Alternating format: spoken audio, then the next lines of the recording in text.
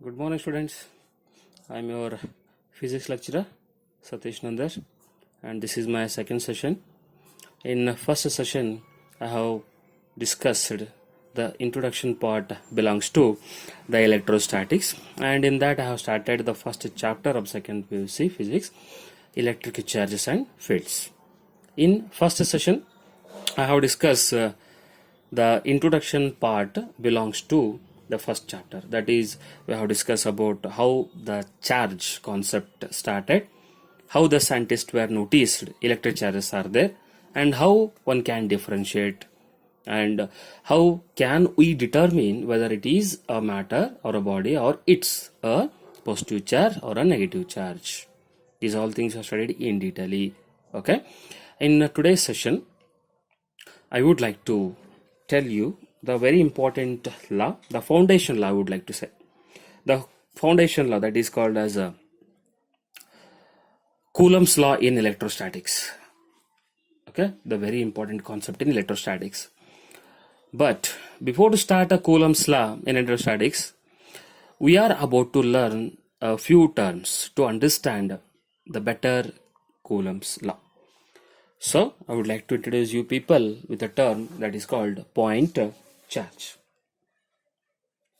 Students, point charges are very mandatory things for one who are studying electrostatics. And I hope the point term or the point charge term is quite familiar with you. Why? Because in first PUC system of particles, you have studied about the point masses. And I hope there will not be confusions, there will not be doubts on the point charge. But I would like to define a point charge. If the size of the charged bodies are very small, if the size of the charged bodies are very small as compared to the distance between them, then they are called as point charges. Suppose say I have a charge Q1 here and charge Q2 here, such that the size of these bodies are very small as comparing with the distance between them. Such bodies are called as point charges. Dear students, all the charge content of the body is assumed to be concentrated at one point in space. See, we'll study the vector notations in these chapters very clearly, in detail. And on that point, I would like to tell you this statement. This statement is very important. Please listen to me. All the charge content of the body is assumed to be concentrated at one point in space. That is nothing but, once again, I would like to introduce here the system of particles chapter. There you have studied about the central masses, center of mass, center of gravity. These all terms you have studied. And most commonly or oftenly we'll use this statement in this chapter also. Well, in the first session we have discussed about the basic properties of electric charges. With these all things, I would like to shift to my today's discussion is that Coulomb's law in electrostatics. Due to short of time, I will not clearly say the statement. Pause the video and note down the statement, but I will explain whole the term, how exactly Coulomb's originated or created this 4-line statement. Students, the statement is very simple, is that let us say we have a charge Q1 and Q2 of charge Q1 and charge Q2 in space, such that these charges are separated by a distance, small distance. Let us say small distance r. So r is the distance between 2 point charges. Students, you may use here the term d or term r. See, here only I want to clarify you this thing. You may use the term r or term d for a distance, but make sure that you have to take the term whatever you are going to use earlierly for whole remaining chapter. If suppose you use the term r, you have to carry with the r only for all distances. If you suppose you taken the distance d, you have to carry with the distance c. That's it. Okay. So what is the statement he has made? Coulomb made a very simple statement, is that let two charges are separated by a small distance in a space such that there will be force of interaction between these two charged particles will experienced by individual, and that magnitude of force of interaction between these 2-point charge is directly proportional to magnitude of product of 2-point charges and inversely proportional to distance of separation between them. Here I may use the term d or I may use the term r. Now, and very importantly, force is always acts along the line joining 2-point charges. In the first session we have discussed about there are two types of charges. Those are positive charge and negative charge. Suppose both the charges are identical. I mean to say both the charges are same. Plus plus. Now, so very simple thing is that, so both the charges are of same charge. I mean to say plus plus, like charges repels each other. So there will be force of interaction between these two charges will be force of repulsion. If suppose these two charges are of unlike, different, then obviously unlike charges get attracted. Hence the force between these two charges will be force of attraction. In short, I would like to tell it as a force of interaction. It depends on the nature of the charge. If they are of like, there will be force of repulsion. If they are of unlike, there will be force of repulsion.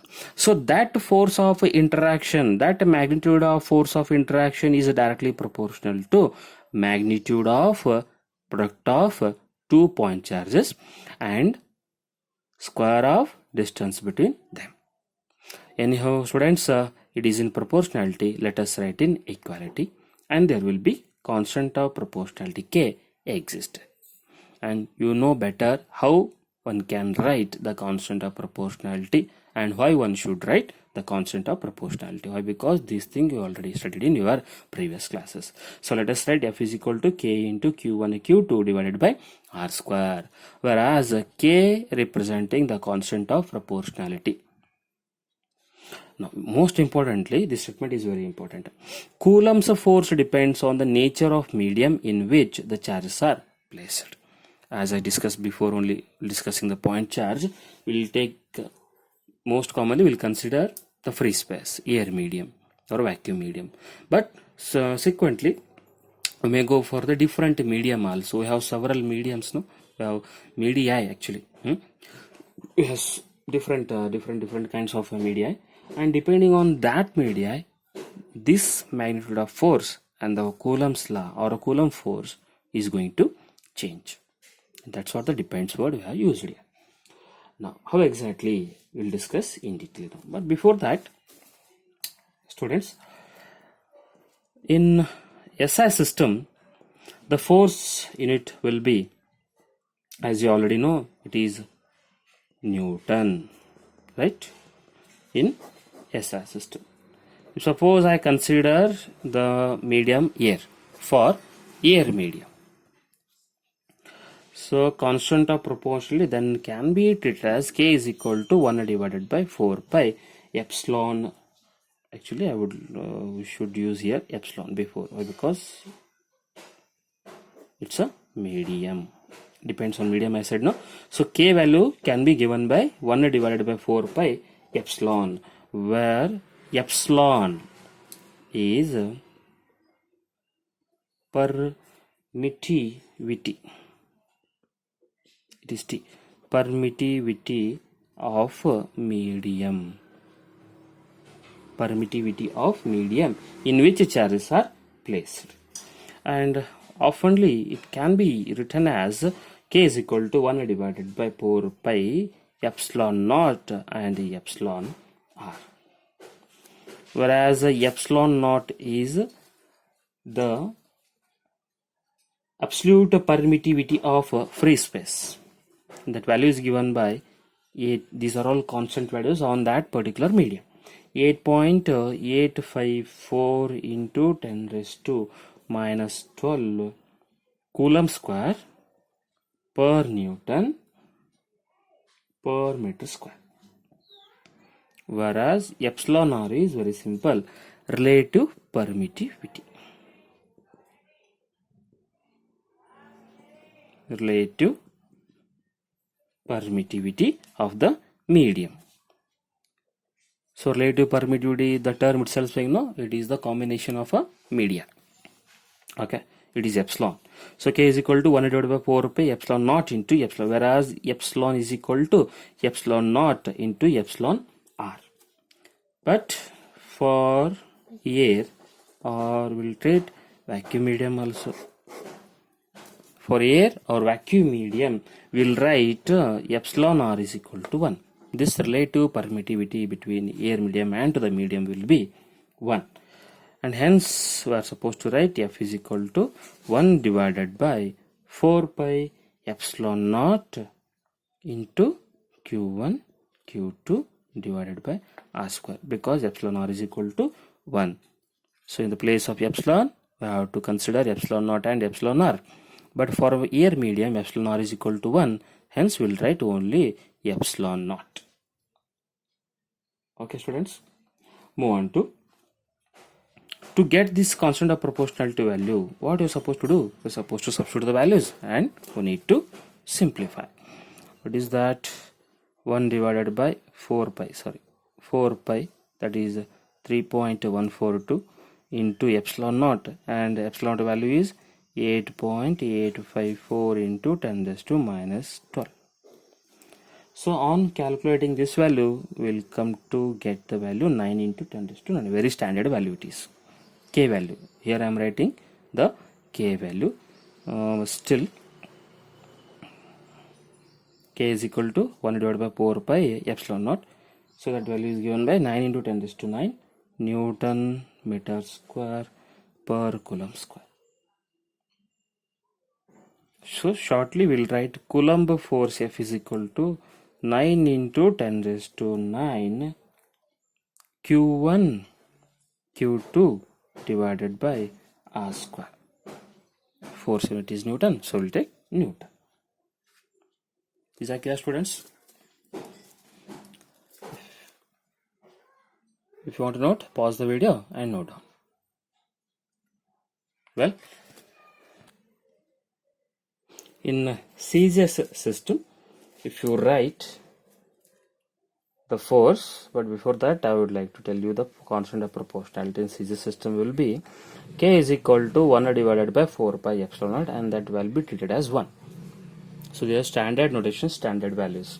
So therefore F is equal to, we'll write Q1 Q2 divided by R square time. In CGS system we'll use Newton, here we'll use dyne. Now we'll go for the separate conditions now. If charges are present in a medium other than air, what would happen if charges are placed other than air medium? So we'll treat FM. FM means the Coulomb force in medium. FM it is 1 divided by 4 pi epsilon m, that is nothing but permittivity of the medium, Q1 Q2 divided by R square. Now 1 divided by 4 pi epsilon naught and epsilon r, Q1 Q2 divided by R square. Now, so as you know, epsilon naught into epsilon naught is nothing but air medium value it is. Okay, simply medium value it is. So we'll write the force in a medium is equal to force in a air medium divided by epsilon r, because it's a medium other than air. So for air medium epsilon r will be 1, but it's a other than air medium, no. So we'll take epsilon r value. On that, it will become 1 divided by 4 pi epsilon naught into Q1 Q2 divided by R square, treated as F of air medium, that is force of interaction of air medium. I hope terms are clear. So we'll write Fm is equal to F air divided by epsilon R. In air, what would happen? F air is equal to 1 divided by 4 pi epsilon naught Q1 Q2 by R square. We'll call equation 1. And for medium, 1 divided by 4 pi epsilon naught Q1 Q2 divided by medium, no, so we'll have to take it as a Fm epsilon m medium, and I will consider it as 2 on dividing equation 2 by 1 or equation 1 by 2. Air, force of air medium to the force of the medium is equals to epsilon m divided by epsilon, no, just divide the equation 1 by 2, so which is equals to epsilon r, or simply the k, constant of proportionality. Students, pause the video and note down the terms. Now, so this is what we'll call it as a dielectric constant. So now we'll define the definition. Dielectric constant, that is we'll call a dielectric constant. So dielectric constant of a medium or relative permittivity is the ratio of force between 2 point charges in free space to the force between 2 point charges kept in a medium, or the ratio of permittivity of medium to the permittivity of the free space. With these expression, we can define the dielectric constant. Here only I would like to introduce one more term, that is, when does the charge is said to be 1 coulomb, or definition of 1 coulomb. In first PUC we have defined 1 Newton. Here we will define 1 coulomb. So charge is said to be 1 coulomb if it attracts or repels. It is a force of interaction, depending on the nature of the charge. Attracts or repels the similar charge with force of 9 into 10 raised to 9 Newton when placed at a distance of 1 meter apart.